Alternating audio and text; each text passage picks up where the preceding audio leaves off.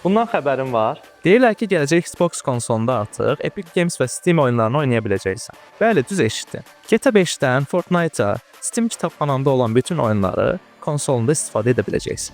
Amma gəlin real danışaq. Bu hələ rəsmi xəbər deyil. Microsoft Xbox'un yeni konsolunu Windows sistemi əsasında qurmaq istəyir. Yeni sızıntılara görə Xbox'un yeni interfeysində Steam Games deyilən bölmə görsənilir. Reddit bu xəbərlə partlayıb.